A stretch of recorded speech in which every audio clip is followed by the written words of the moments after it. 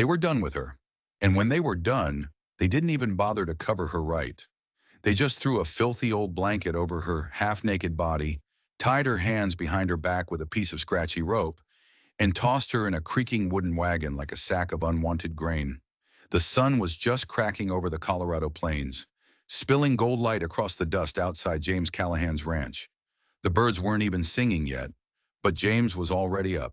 He'd been a Union soldier, now he was a quiet rancher. But a man like James, his instincts never really let him sleep through silence. And that morning the silence was wrong. He heard it. Hoofbeats, slow and tired, dragging, then a dead stop. He stepped out onto his porch, his old rifle resting easy in the crook of his arm. And there it was, sitting by his front gate. An old wagon, the kind you'd use to haul firewood, or maybe a dead cow. But it wasn't wood in the back of that wagon. It was a girl.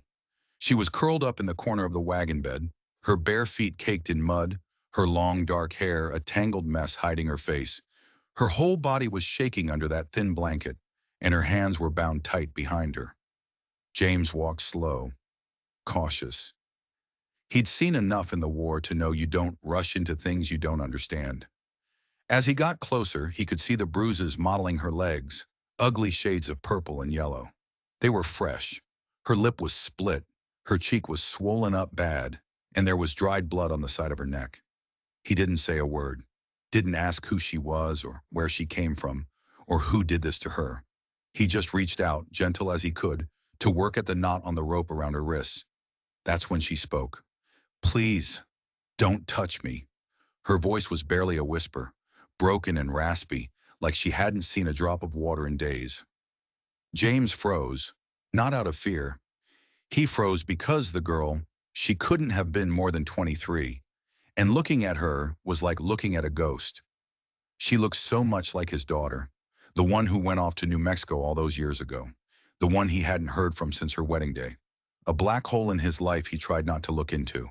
He didn't speak, just worked the knot loose, his big rough fingers surprisingly careful. She flinched anyway, a lifetime of pain in that one small movement.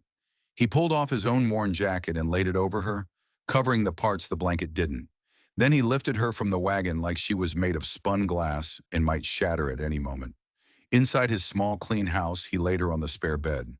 He put a kettle on the stove, bolted the front door, and just sat in his chair in the quiet, listening to the girl's ragged breathing and the slow tick of the clock on the wall. She hadn't told him her name, and she didn't need to. The marks on her skin told more of a story than any name ever could. But James couldn't shake the questions turning over and over in his mind. Who the hell had dropped her here, of all places, and why his gate? Or the thought that chilled him to the bone. Was she really meant for someone else? And if so, what kind of man was expecting this kind of delivery? She didn't say a single word for 2 whole days. Didn't ask where she was. Didn't ask who he was. She just existed in that spare room, a silent, wounded animal. And James, he didn't push. He just let her be. He'd leave a bowl of warm broth by her door, put a pitcher of fresh well water on the table, and one afternoon he left a faded blue dress that used to belong to his wife, folded neatly on a chair. She took it, but he never saw her do it. She moved like a shadow in his own home. He'd see the broth was gone, the water level lower, but he never saw her. It was like living with a spirit, one that was terrified of its own shadow. He was starting to think she'd never speak again, that she'd just waste away in that room until she disappeared completely. He was a man used to solitude, but this silence was different. It was heavy. It was full of screams that had never been let out. He kept his rifle closer than usual, cleaning it every night by the fire, his eyes scanning the dark plains outside his window. He was waiting. He didn't know for what, but the soldier in him knew that something had been set in motion, and it hadn't finished moving yet. On the third evening, as the sun bled all over the horizon, melting the plains into a sea of orange and purple, she finally appeared in the doorway of the main room. She was wearing his wife's old dress. It hung loose on her thin frame, but it was clean. Her hair was combed. Her eyes, for the first time, weren't fixed on the floor. They were looking right at him. "My name's Annabelle." Her voice was still cracked and dry, like old leather. She didn't wait for him to respond. She just kept talking, the words coming out flat and steady, one after the other, like she'd been rehearsing them for days in that silent room. She said she'd worked as a housemaid for a rich family up in the Northern Territories. The kind of family that owned everything you could see from the top of the church steeple: the bank, the general store, the land, even the law. One of their sons, the youngest one, with the charming smile and the cold eyes, he got her pregnant. Instead of doing the right thing, he just kept smiling. One night, he handed her over to a group of rough-looking men, told her they were just giving her a ride to another town where she could have the baby in peace. But it wasn't a ride, it was a transaction. They beat her, they took her clothes, they tied her up, and they kept her in the back of a barn like livestock, waiting for someone to come and buy her. I guess, I guess that someone was supposed to be someone else, she said, her eyes finally meeting his across the dim room. They must have mixed up the delivery. James didn't say anything. He could feel the rage coiling in his gut like a hot snake. His jaw was clenched so tight it ached. His hands resting on his knees were stiff as boards. You didn't order me, she added, and a small, bitter laugh escaped her lips. It was a terrible sound. Guess you got yourself a wrong delivery. He wanted to scream. He wanted to saddle his horse, ride north, and burn that whole damn town to the ground. He wanted to find every last man who had laid a hand on her and make them pay in blood. But he didn't. The soldier in him knew that rage was a fire that burned the man holding it more than anyone else. Instead, he just got up, poured her a cup of hot coffee, and slid it across the table to her. They sat there in the growing dark, the air between them thick with everything that hadn't been said. But for the first time, she didn't look like she was about to shatter. She looked like she was made of steel. But James couldn't get one thought out of his head. It was a splinter under his skin. If she wasn't meant for him, then who was she meant for? And worse, were they already on their way to come and claim their property? The next morning broke quiet, the kind of dead quiet James never trusted. The clouds hung low and heavy, strangling the sky. No wind, no bird song. It felt like the whole world was holding its breath. He was out fixing a stretch of fence on the east side of his property when he saw him. A lone rider, approaching slow and steady, like he had all the time in the world. But his eyes were sharp, too sharp, the kind of eyes that missed nothing. The man didn't get off his horse. He just sat there in his saddle, looking down at James like he was something he'd scraped off his boot. He had a big pistol holstered on his hip and a nasty-looking scar that cut a white line down his left cheek. It was an old wound, but it looked like the memory behind it was still fresh. I believe you got something of mine, the man said. His voice was gravelly, like he gargled with sand. James didn't flinch, didn't even act surprised. He just slowly wiped his hands on his worn trousers and leaned against the fence post he'd been mending. You're talking about the girl, James said. It wasn't a question. I am. She's not yours, James replied, his voice calm and even. She's not anyone's. The man let out a chuckle. It wasn't a friendly sound. It was the sound of a predator toying with its food. She was supposed to be delivered to a business associate. You don't get to keep what ain't yours. It's bad for business. James looked him dead in the eye. The silence stretched between them, tight as a wire. I didn't ask for her, James said, his voice dropping a little lower, a little harder. But she showed up on my land, tied up and broken, and I ain't sending her back to whatever hell she came from. The rider finally swung himself off his horse. He moved with a slow, deliberate purpose, each step measured. He walked right up to James until they were almost chest to chest. Too close. James could smell the cheap whiskey on his breath. Then came the mistake. The man put a hand on James's shoulder. The grip was tight. A real message in that grip. James moved without thinking.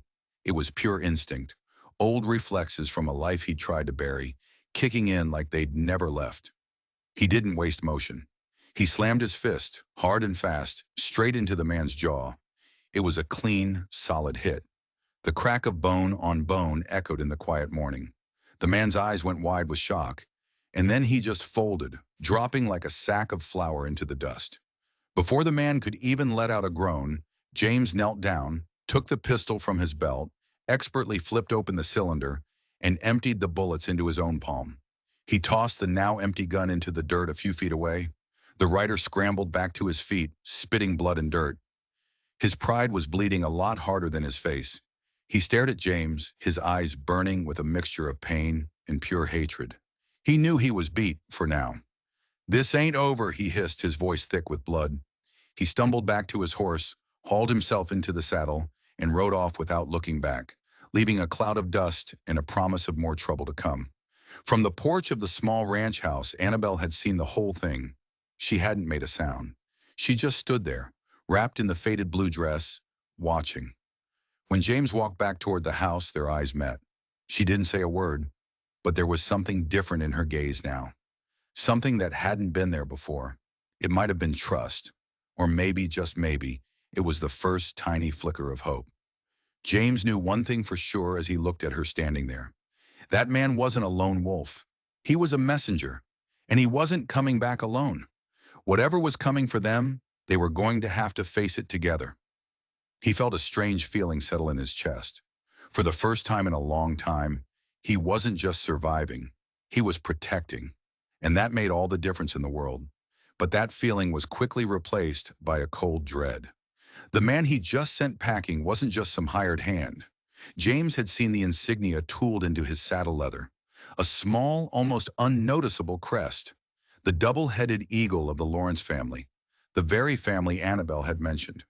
This wasn't some random business deal. This was personal. This was the richest, most powerful family in the territories.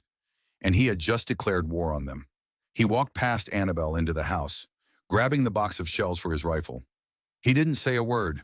He didn't have to. The look on his face said it all. The storm wasn't coming. It was already here. As he loaded his rifle, he noticed something on the floor by the spare bed where she'd been staying. A small, leather-bound book. Her diary. It must have fallen from her things. He knew he shouldn't, but the soldier in him, the man who needed to know his enemy, couldn't resist. He picked it up. Her handwriting was neat, precise. The last entry was dated just a week ago.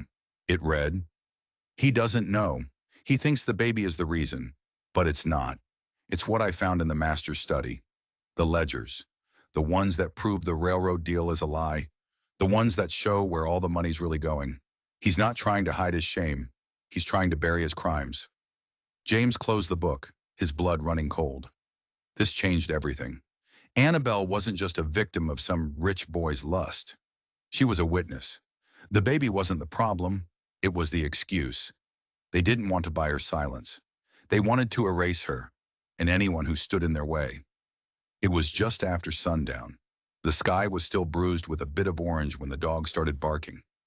Not his usual bark at a stray coyote. This was a frantic, terrified sound. James stepped out onto the porch. That same unnerving calm settled over him like a shroud. But tonight, he felt it in his gut. A cold, hard knot of certainty. This wasn't just a neighbor passing by. 4 riders were coming out of the dusk, their shapes dark against the fading light. They rode like they owned the ground they were crossing. And the one in front, he carried himself like a man who expected nothing but total obedience. James recognized him before he even got close enough to see his face. The way he sat his horse, the tilt of his hat. Cole Travis. They had fought side by side in the war, shared a muddy foxhole in the hell that was Tennessee. He'd trusted Cole with his life more times than he could count. But the man riding toward him now looked colder, harder, like something inside him had been bought and paid for, and the price had been too high. Cole dismounted, his boots making no sound in the soft dirt. He looked around the small ranch, his eyes sweeping over it like he was checking off an inventory list. "You always did keep things neat, James," he said, his voice a low rumble. "Still living the simple life, huh?" James didn't answer. He was too busy scanning the other 3 men. They were hard cases, all of them. Armed, sharp-eyed, their hands hovering near their guns. They weren't here to talk. Cole kept it short and simple. "I need the girl, James." "She was sold," James replied, his own voice just as quiet, just as steady. "But not to you. Doesn't matter. The folks who paid want their property back. It's a simple matter of business." "She's not property, Cole, and you know it," James said, a flicker of the old friendship trying to find purchase. Let her stay, just for a while. Let her breathe. She's got nowhere else to go. Cole just shook his head, a slow, sad movement. Orders are orders, James. You know how it is. James glanced back at the house.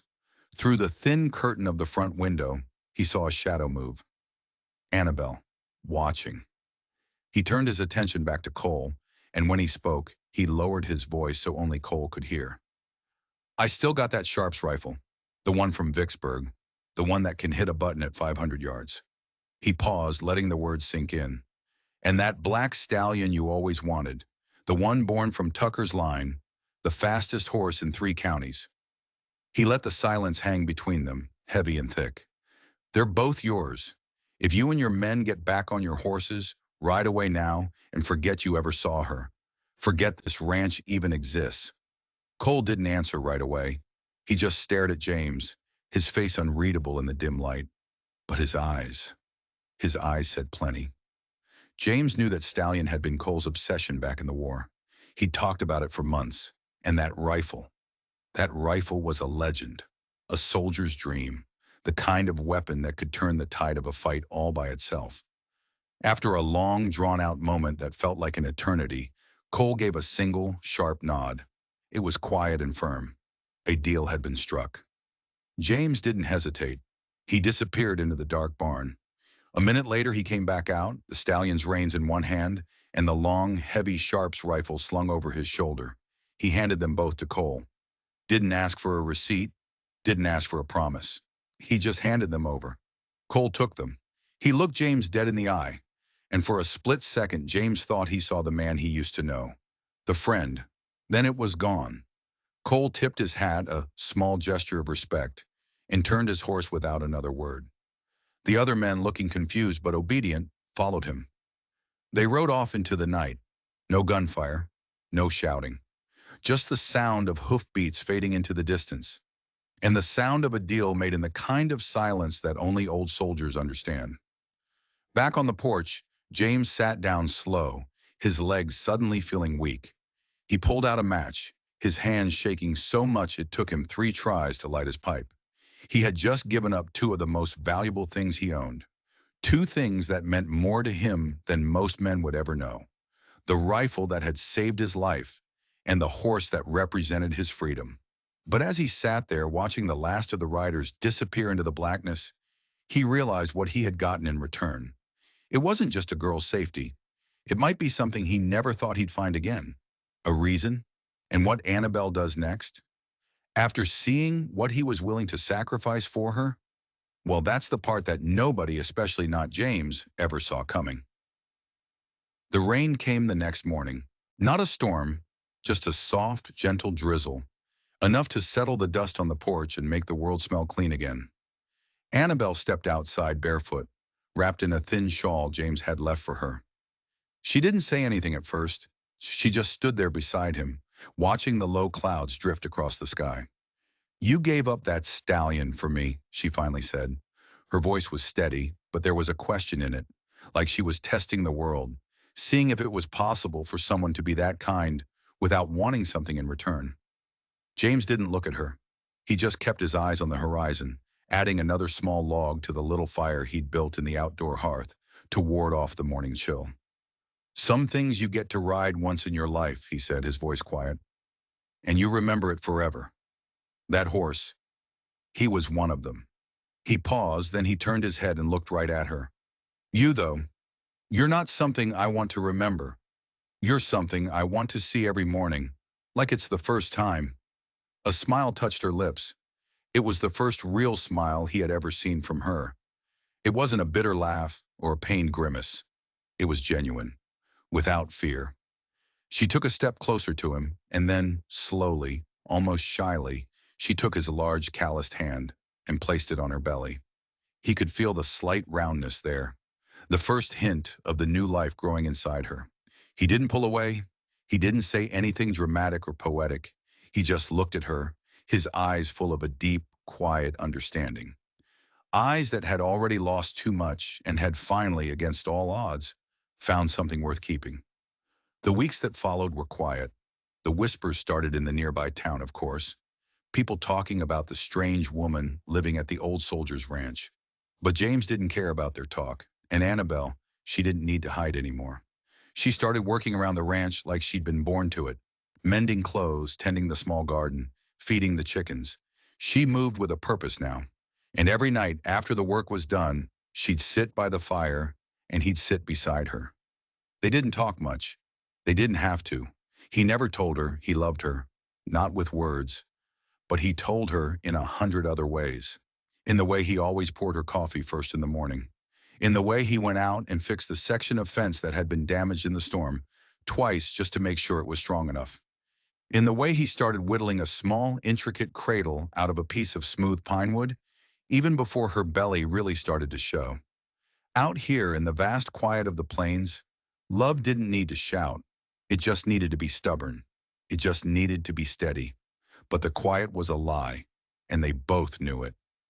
Cole Travis had taken the bribe, yes. But a man like Cole, and the men he worked for, they didn't just forget. A debt was still owed. James had bought time, not a solution. Every night he'd clean the one rifle he had left, his old service revolver. And every night Annabelle would watch him, her eyes dark with a fear she tried to hide. She knew he'd given up his best weapon. She knew he was vulnerable. One evening, as she was helping him clean the revolver, her small hands surprisingly steady, she looked up at him. "The man who they sold me to," she said, her voice barely a whisper. "The one I was supposed to be delivered to. His name is Judge Marcus Thorne." James froze. The piece of oily cloth in his hand fell to the floor. Judge Thorne wasn't just some local magistrate. He was the most powerful man in the state. A man who bought and sold politicians like cattle. A man whose cruelty was legendary. A man who had a reputation for collecting things. Young women who were never seen again. "And the family I worked for," she continued, her voice trembling now. "The Lawrences. They weren't just selling me to him because of the baby or the ledgers. They owed him. They were paying a debt. With me." Suddenly, it all made a horrifying kind of sense. This wasn't just about a rich family trying to cover up a crime. This was bigger, darker. They hadn't sent Cole Travis to get back their property. They had sent him to fulfill a contract with a monster. And James hadn't just stood in the way of some hired thugs. He had stood in the way of Judge Thorne, a man who did not tolerate disappointment. The very next day, the local sheriff showed up, a portly man with a sweaty face and shifty eyes named Biddle. He wasn't there to help. He claimed he was just checking in, heard there was some trouble out this way. He asked a lot of questions about Annabelle, calling her the visitor. His eyes lingered on her belly. Before he left, he looked at James, a smug little smile on his lips. "Be a real shame if this nice, quiet ranch of yours was to have an accident," he said. "A fire, maybe. Things get so dry out here." The message was crystal clear. The law wasn't on their side. The law belonged to Judge Thorne. They were utterly, completely alone. That night, Annabelle couldn't sleep. She paced the small cabin, a caged animal. She stopped in front of James, who was sitting by the cold hearth, staring into the embers. "There's more," she said, her voice tight. "Something I didn't tell you." She reached into a small cloth bag she always kept with her and pulled out a small, worn photograph. It was old and creased. It showed two women standing in a sunny garden, squinting at the camera. One was a severe-looking older woman, clearly the matriarch of a wealthy family. The other, the other was a younger woman with a familiar, sad smile. She looked uncomfortable, out of place. James took the photograph. His hand started to shake. The world tilted on its axis. He knew that smile. He knew those eyes. It was his daughter, Sarah. "She worked there," Annabelle whispered, tears streaming down her face. "At the Lawrence house, years ago, before me. They said she just left, took some money and ran off to New Mexico. But I found this in an old trunk in the attic. And a letter." She handed him a folded, yellowed piece of paper. It was Sarah's handwriting, frantic, scared. It spoke of the Lawrences, of their crimes, of a man named Thorne who terrified her. It spoke of her discovering something she wasn't meant to see. The last line read, "Father, if you get this, Don't come for me. They will kill you too. Just know that I loved you. I was just so afraid of what you were." The last words hit James like a physical blow. Afraid of what you were. She hadn't just left for a new life. She had run away from him, from the soldier, from the killer he had been in the war. And she had run straight into the arms of the same monsters who now hunted Annabelle. This wasn't a coincidence. It was a pattern. The Lawrences, Judge Thorne. They hadn't just taken Annabelle. Years ago, they had taken his daughter, and he had never even known. He had just thought she'd abandoned him. The grief and guilt he had buried for years came roaring back, a tidal wave of agony. He wasn't just protecting a stranger anymore. He was avenging his own flesh and blood. He stood up, the letter crushed in his fist. The quiet rancher was gone. In his place stood the man from Vicksburg, the man from the foxholes of Tennessee, the man his own daughter had been afraid of, and he was finally going to give them a reason to be. But just as that cold, killing rage settled over him, a rider approached in the dead of night. Not a posse, a single horse. It was Cole Travis. He dismounted and threw a heavy sack of coins onto the porch. "That's from the judge," Cole said, his voice raw. "A bonus, to make sure the job gets done right this time. He's not sending hired guns anymore, James. He's sending professionals, killers." Cole looked at James, his eyes full of a pain that mirrored his own. "I took the horse and the rifle to make them think I was bought, to buy you time. But I never worked for a man like Thorne. And I never will." He pulled out his own gun. "The Lawrences killed your Sarah, James. I didn't know it was your girl until it was too late. I was there. They hired me to clean it up. I couldn't do it. I just walked away. I've been living with it ever since." He looked from James to Annabelle. "This ain't about a debt anymore. This is about redemption." The three of them stood there in the moonlight, a broken soldier, a haunted gun for hire, and a girl who carried the future in her womb and the past in a crumpled photograph. The enemy wasn't just coming anymore. They were coming to erase them from the map. But now they would be ready. The siege began just before dawn. It wasn't a rush of riders, but a quiet, methodical assault. A rifle shot cracked from the distant hills, splintering the wood of the porch right by James's head. The professionals had arrived. James, Cole, and Annabelle were already inside, the windows barricaded, the doors barred. Annabelle, to James's surprise, wasn't cowering. Her fear had been burned away, leaving something hard and resolute in its place. She demanded a gun. James gave her a small pistol, showed her how to use it, and she held it with a steady hand. The fight was brutal and unforgiving. It was a battle of tactics and attrition. James, using his old military knowledge, directed their defense, predicting the attackers' moves before they made them. Cole was a force of nature, a whirlwind of deadly accuracy, fighting with the fury of a man trying to outrun his own demons. They fought through the morning, the small ranch house becoming a fortress under siege. They held them off, but they were trapped. Then came the fire. A flaming arrow arced through the sky and slammed into the dry wood of the barn. Within minutes, it was an inferno. The heat was intense, the smoke choking. They were being flushed out. The attackers, led by the Lawrence's cruel-eyed son himself, who had come to watch the final act, moved in for the kill. "It's over, James!" the son screamed from behind cover. "Give us the girl, and the judge might let you live." Fueled by a white-hot rage, a grief so profound it felt like strength, James kicked open the front door. He wasn't the quiet rancher anymore. He was the angel of death from the battlefields of the Civil War, and he had come to collect a debt of blood. He charged out into the open, his revolver bucking in his hand. Cole was right beside him, laying down covering fire. It was a desperate suicidal charge. James cut down two of the killers before one got the drop on him. Just as the man was about to fire, a shot rang out from the porch of the burning house. The killer crumpled to the ground. Annabelle stood there, smoke curling from the barrel of the small pistol, her face a mask of fierce determination. That moment was all James needed.